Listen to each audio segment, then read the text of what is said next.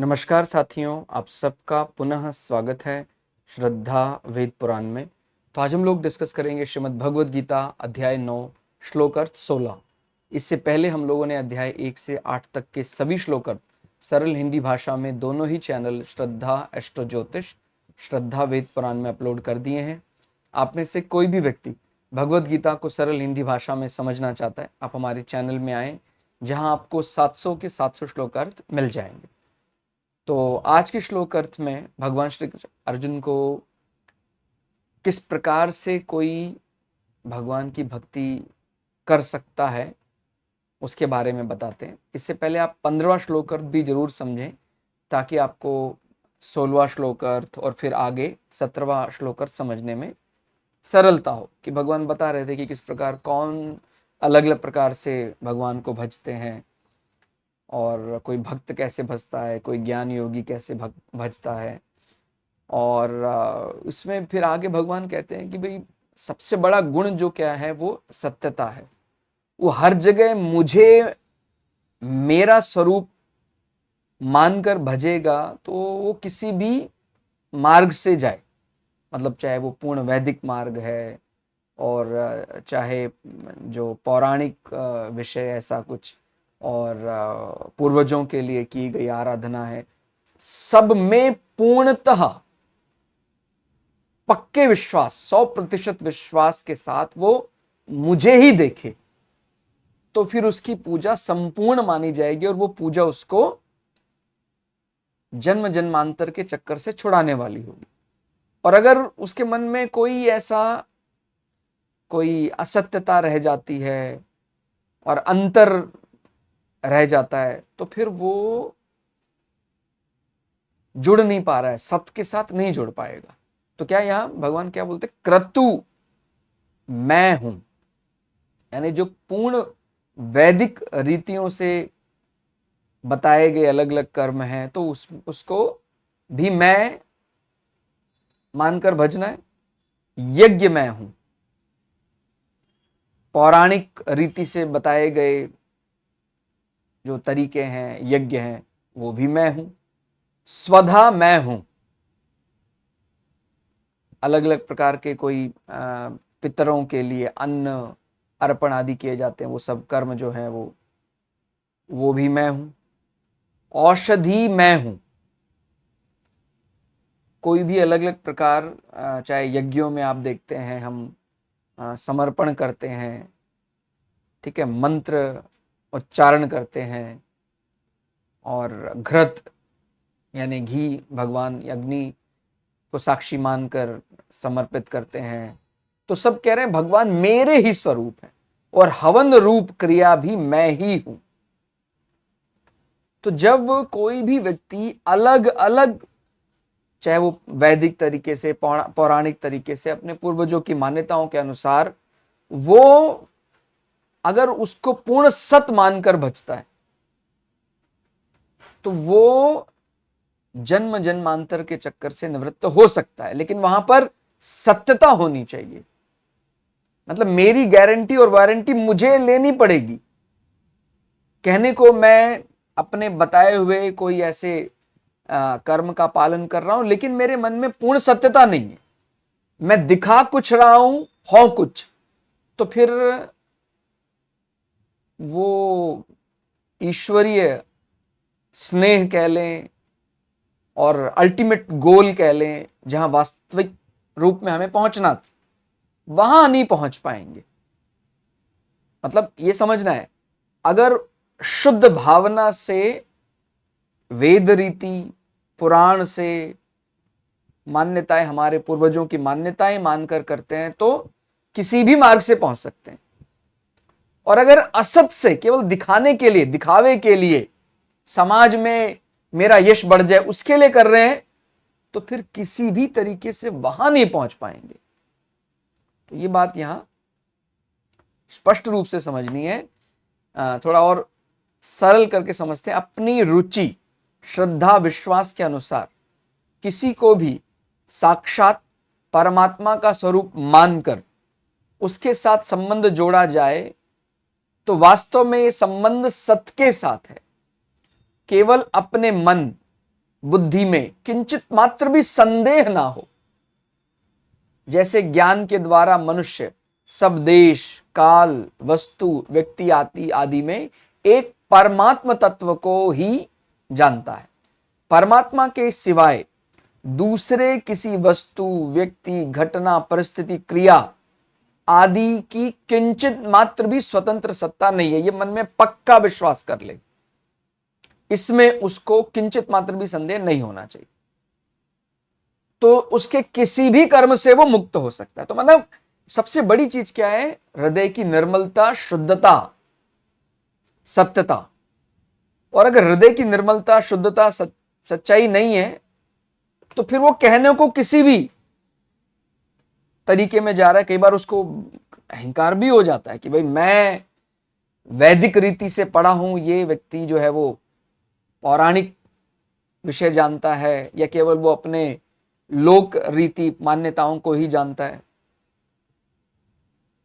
अच्छी बात है, हमने वेदों का अध्ययन किया, हमने पुराणों का अध्ययन किया, लेकिन मैंने अध्ययन किया है तो मैं सर्वश्रेष्ठ हूं, दूसरा अपने प्रारब्ध अनुसार जो भी कर्म लेकर आया वो नहीं कर पाया तो वो कमजोर है मुझसे। अगर ये भावना मेरे मन में आ जाती है तो मैं चाहे कुछ भी प्राप्त कर लूं, मैं वो प्राप्त नहीं कर सकता हूं जिसके लिए मैं आया था।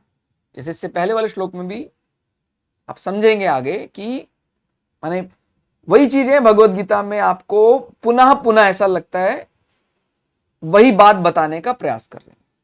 पुराने कई श्लोक अर्थ में हमने ये बात पहले भी आ चुकी है कि यज्ञ करने वाला भी मैं, यज्ञ क्रिया भी मैं, यज्ञ में अर्पण करने वाला भी मैं, और वही एक अलग रूप से 9वें अध्याय के 16वें अर्थ में अब आई है।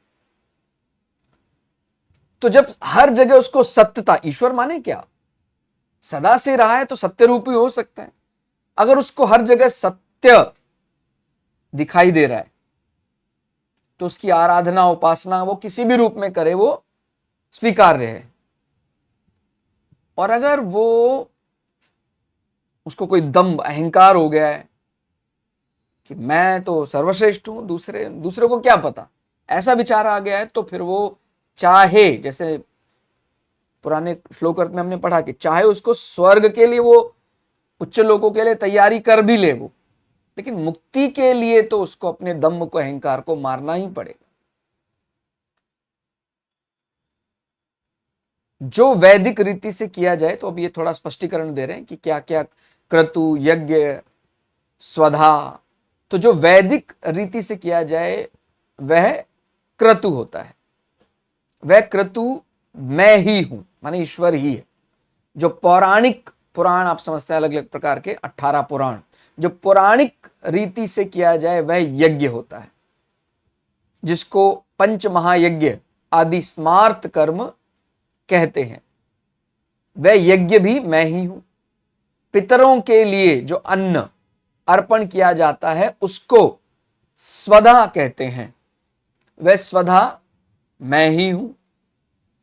तो मतलब तीनों ही रूपों में, उन क्रतु, यज्ञ और स्वधा के लिए आवश्यक जो शाकल्य अर्थात वनस्पति, बूटियां, तिल, जौ, छुआरा आदि औषधि है, वह औषध भी मैं ही हूं। गौ, घृत आदि मैं हूं, अग्नि मैं ही हूं, और हवन करने की क्रिया भी मैं ही हूं। तेरा तुझको अर्पण क्या लागे मेरा। तो जब ये भावना से हम कोई किसी भी रीति से जाते हैं, वैदिक रीति से जाए, पौराणिक रीति से जाए, पूर्वजों की रीति से जाए, तो हमें सत्य ही मिलता है।